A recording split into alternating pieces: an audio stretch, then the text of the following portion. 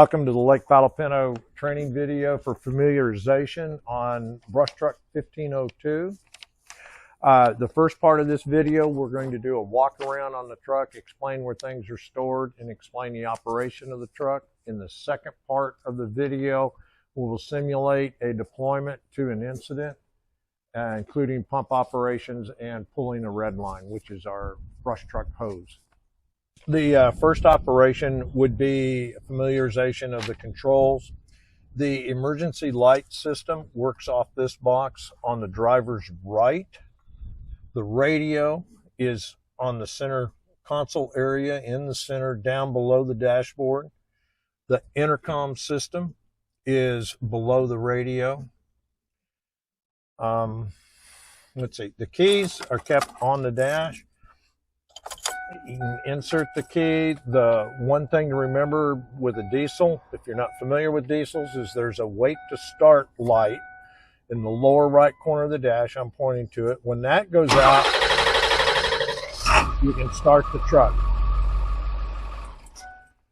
Headlight operation is on driver's left. We do have scene lights, and that light switch is on the dash, lower part of the dash being pointed to on the driver's left. There is a large flashlight in the center console. We'll come back later and explain the four-wheel drive. Behind the seat, you want to get in there. There's intercom sets. You put your headset on as you're leaving. On the other side, where you see jumper cables,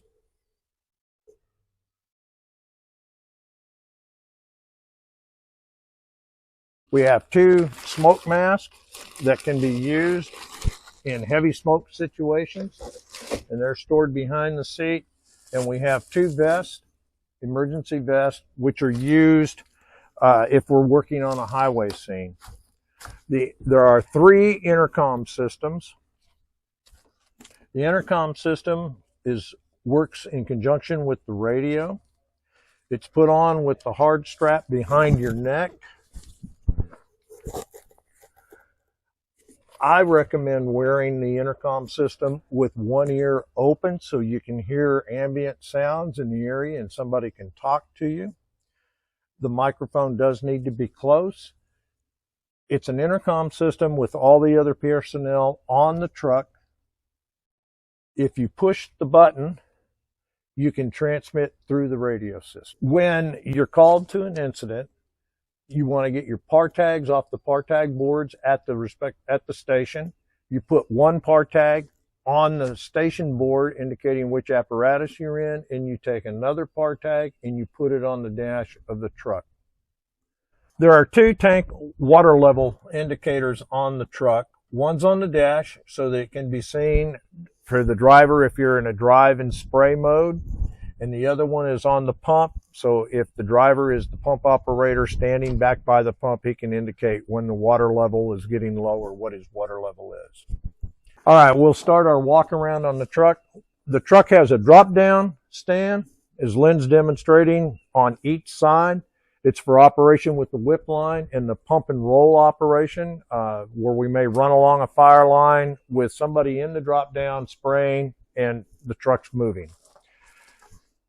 This truck also is currently the first responder truck for EMS calls out of Station 1. So this top bin carries the FRO, the medical supplies, no drugs. The bottom bin is our adapters and valves that we may use for filling, extra nozzles if you need to adjust hose sizes.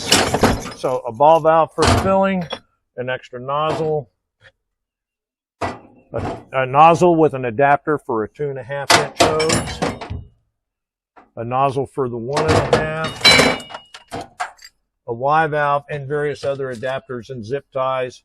There's also, what that's called, it's for pinching off a hose, a canvas hose, so that you can add a section to the hose in a progressive lay situation. There is a flashlight, some dust mask and medical mask, tow chains, small tools, and we do have a fire screen. Most important, our radios for this truck, and there's two, are located in this bend in the corner on a charging bank.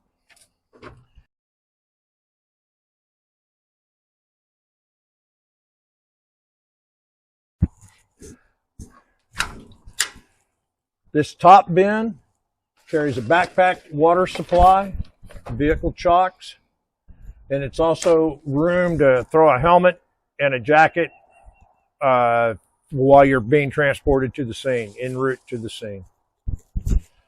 This is our red line, which will show the deployment of the red line with the auto rewind button down here, and we'll show that in the next segment of the deal. Okay, and Lynn's going to show you how to talk them through it. Okay, so this pump is plumbed through the tank for the diesel fuel, so you don't have to turn any nozzles on to get the fuel to it. There is not a choke either. We want to turn this little knob here and put the lever about halfway between the stop and the run, and then just turn the key.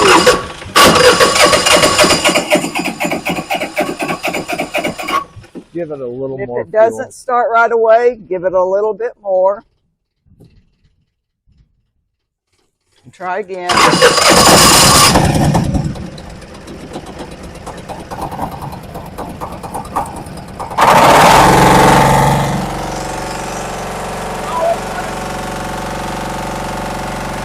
We won't start the pump, but so that you can understand, you want to run it up to about the run position, lock that down, and then you can switch the key on and start the pump.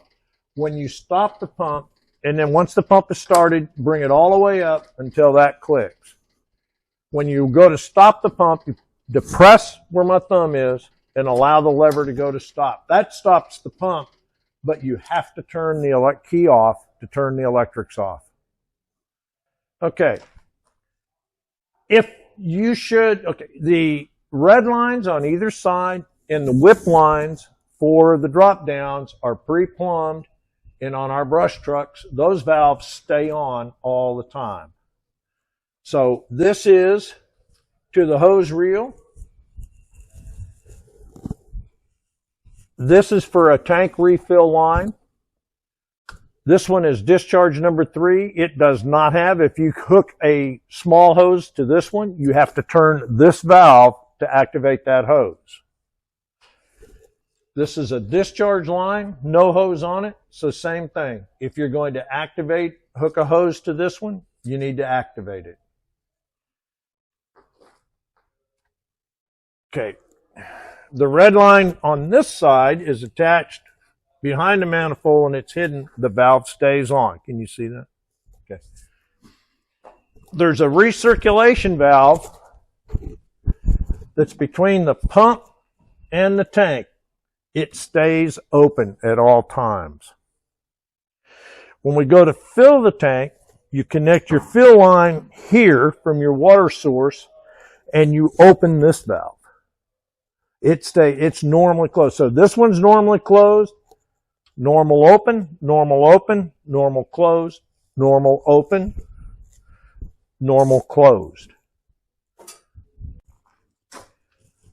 All right. If you're on a traffic situation where you're working on the highway, we have cones for warning. We'll use those for heliport. It's to protect the vehicle or to direct traffic around the operation. We have a handheld fire extinguisher, and we have a drip torch line. Thanks. I wanted to say that. Your hand tools for a hydrant or flush valve operation, and spanner wrenches to break down hose or to torque hose or to apply a hose. Typically, when you're assembling hose, you assemble them hand tight, your fittings. But after they've had pressure put on them, you'll need the spanner wrenches to break those connections.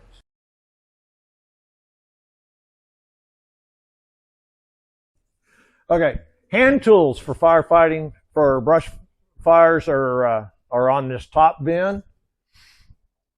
We have chainsaw fuel and bar oil for the chainsaw, which is located here. Additional chains are located in the bag that are kept in here. There is a funnel for pouring fuel. Lighters for the drip torches are located in there. And this is drip torch fuel, which is a gas diesel fuel mix.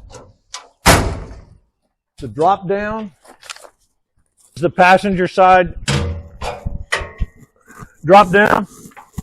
You get in by pushing the door open. When you leave the station, and you'll see us demonstrate this, make sure you bring bottled water with you. When you get back to the station, please empty the melted ice out of the ice chest. We've got to do that. Okay. And this is the valve for the whip lines that Lynn was holding earlier. This is the one on this side, and it's right here to activate these.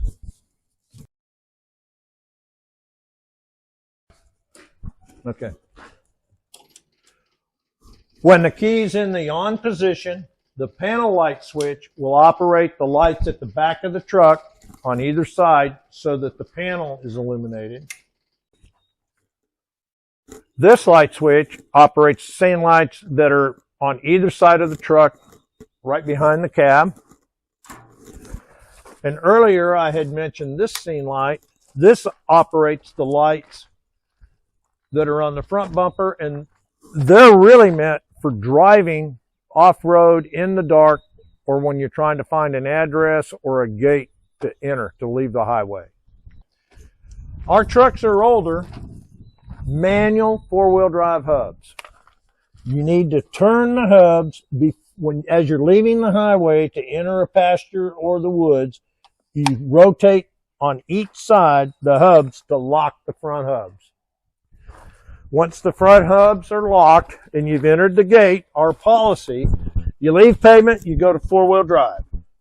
The four-wheel drive shift lever is located by the driver's knee, his drive knee, and you pull back, and the positions are here. You have four-wheel high and four-wheel low.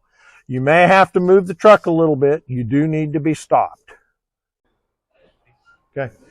Okay, to operate the front winch, the controller is kept behind the front seat on the driver's side. You would plug it into this outlet. The knob needs to be engaged, and the switch forward for deployment and recovery, and there's arrows marking. When the knob goes to the bottom position, it's freewheel, and you can manually pull the cable out. When operating the winch or for deployment and retrieval of this cable, gloves are mandatory. These little wires are sharp.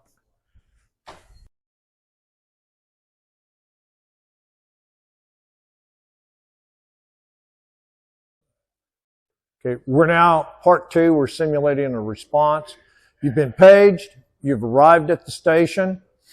You have changed into your gear. Our hard hats are in the compartment to be put on when we arrive on scene. The first thing we're going to do is get the par tags for the individuals who are going to be on the truck. You're going to put one par tag in the appropriate spot on the station board to let people know that you are on that truck. Take a second par tag, and you're going to put it on the truck. We're going to disconnect the battery tender, put the extension cord out of the way, and close the hood.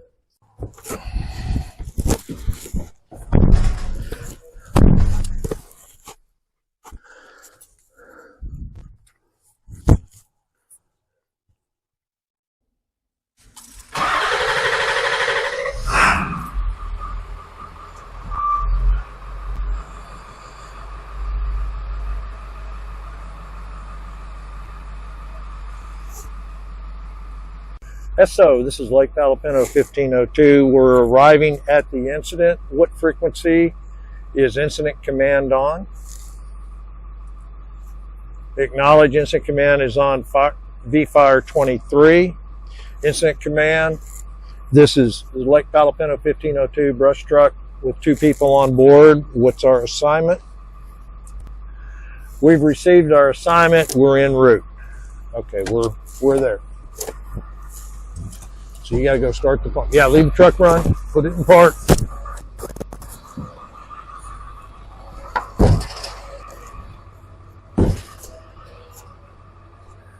Hard hat. And we need to get our radios out.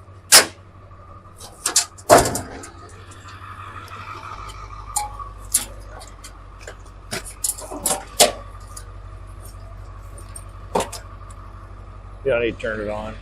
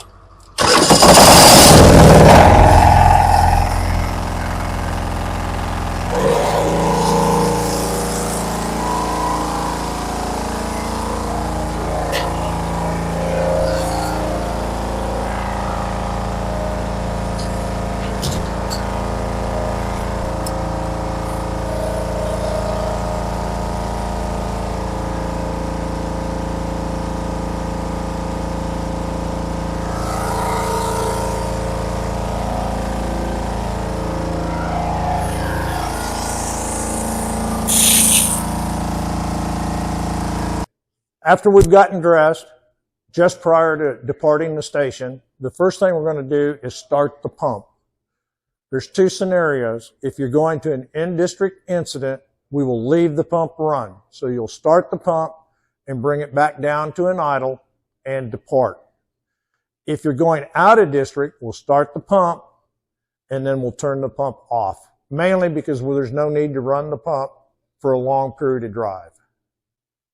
In each truck will be an aluminum clipboard, and there'll be a CANS report. If you are first on scene, then you need to do a CANS report. You'll call in to the SO, and you will let them know what the size up is, how big the fire is, what's burning, what you're going to need. It's a conditions action report.